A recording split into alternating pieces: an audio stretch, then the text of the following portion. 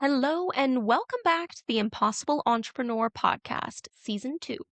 I'm architect Anna and I'm an entrepreneur on a mission to do the impossible. So, yes, we are in the second season now, and this is the third episode. And today we're going to be talking about hustle versus architecture. And yes, I am a qualified architect. I'm going to be talking more about your energy, your life architecture, your business architecture, and why you actually need a plan rather than just going full in. So, hard work definitely needs a plan, and I'll describe it like a building to start out with. So let's say you wanted to have a house in the middle of nowhere. Would you just go ahead and start just gathering materials, putting up the foundations? Or would you want to make sure you have a detailed plan and go ahead and check it a bunch of times so that you actually execute that plan correctly? Because if you were to try to build a building without having a plan, it would probably collapse before you ever get to live in it. And that's probably not what you want. And when you think about a business, you want to actually create a plan so that you can then go ahead and execute it. And I am not, anti hustle. I think having hustle is great. Hustle, I think it's a good thing.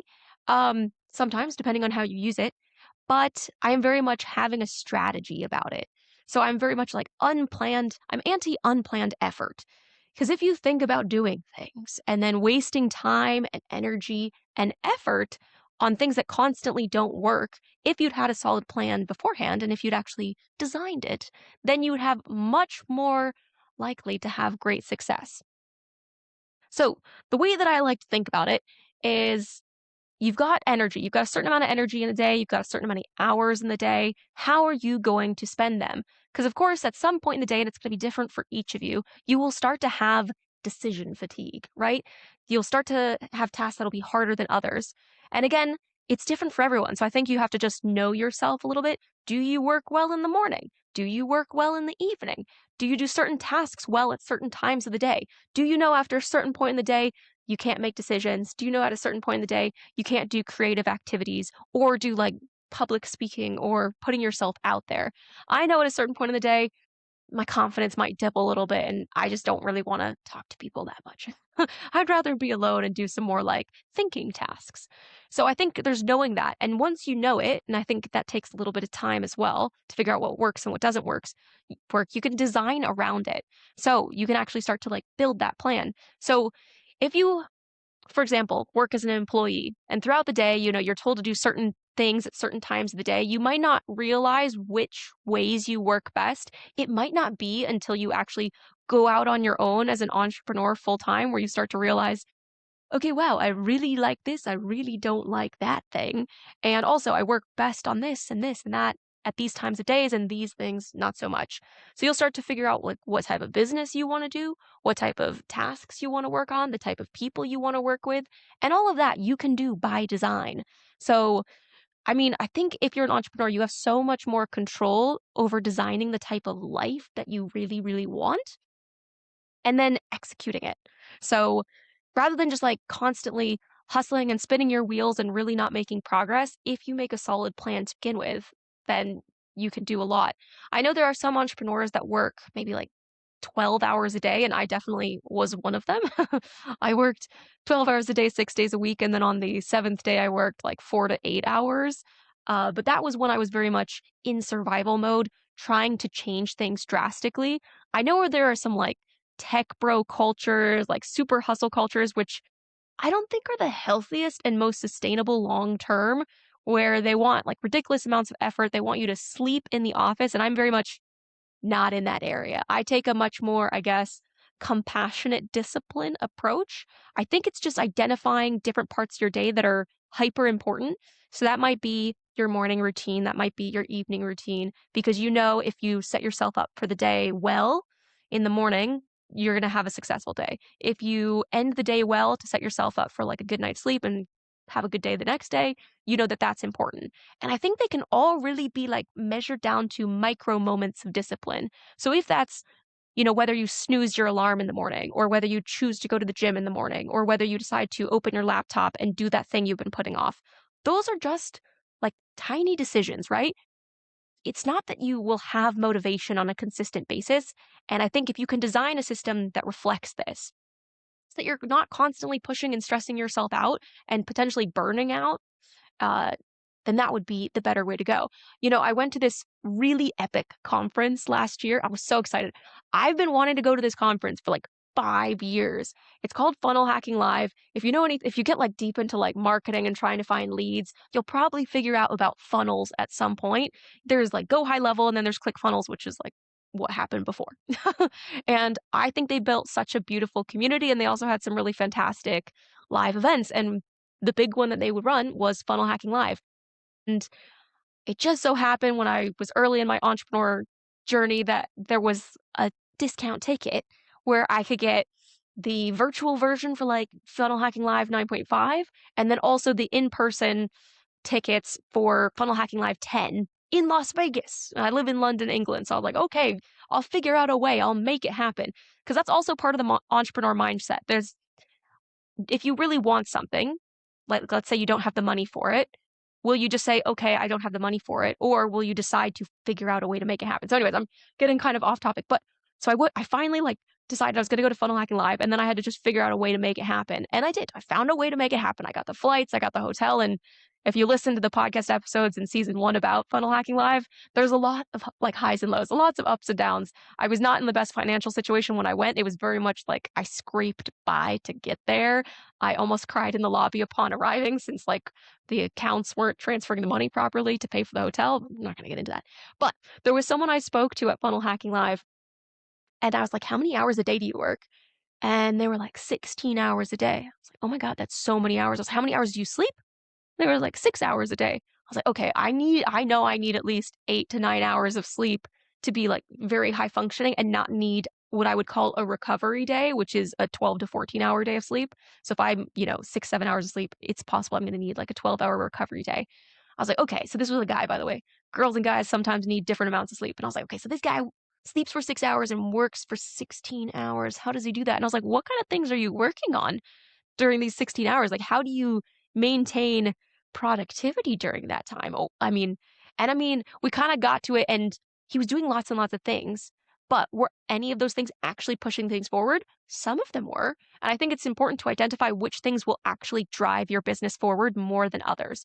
So there's definitely going to be like high level decision making and strategy. That's definitely important for a founder. And you also determine when you do that work best. If it's a complete like day that you've blocked out for that, amazing. If it's something that you can't do past like noon, okay, just make sure you make all the important decisions before then. But otherwise, the way that I think about it is, are you working on sales, lead generation, marketing, or delivery? Are you working on those things? Or are you working on, strategy decision making, not necessarily directly tied to revenue generation? If you're not working on one of those things, you might want to see if you could possibly offload it or delegate it to someone else or create some sort of system where you can remove it from the process. Like if you're doing hours and hours of admin, but they're not actually moving anything forward, they're not making you more money, they're not helping you with your authority, they're not helping with your marketing, you should start to evaluate whether or not they're useful. Because, like I said, hustling for the sake of hustling is not necessarily going to be beneficial to you. Whereas if you can start to evaluate your system, look at the design for your business, look at the design for your life and your time and your day, and figure out what might actually be the most useful, then you can do that as a business owner. So I think, yes, you can focus on revenue generation and delivery as like key components, whatever that might be. And there's so many different types of businesses out there. In my case, it's AI training and public speaking. And also, I'm building my own tech startup. But yes, if it's not one of those two things, what is it? I mean, I'm spending a lot of time, I guess, on R&D, so research and development, also kind of like learning and upskilling, which is core to my job, but not necessarily direct for delivery and revenue generation. So it's important for me to balance out how much time I allocate to that. So if I'm spending too much time on it, and then it means that I don't have the time to actually push my business forward, then that's something to think about. And I think it's more important than than ever for business owners to focus on the actual outcomes of the energy you put into a task. So you're not constantly just spinning your wheels because I mean cash flow is super key for businesses. So you need to make sure that you've got pipeline for work, you've got money coming in next month, and that you can actually also deliver everything. Like you don't want to sell something that's not real. So I think those are the core components to focus on. Let me just check my notes. Yeah. And I mean, I'm definitely a big person on avoiding inefficiency. If I can I mean, sometimes it's to my own detriment. If I can think about something longer and then avoid having to do the task and then having to redo it like 20 times, I'd prefer to do that because I will save time and energy in the process. But also, you could be the type of person who is okay with inefficiency, but that's because you constantly take action, iterate really quickly. And again, it's really going to depend on what's going to work best for you. So, I mean, I'm kind of biased because I'm an architect of buildings, hence this. But definitely design your business. Don't just do it because it's working right now.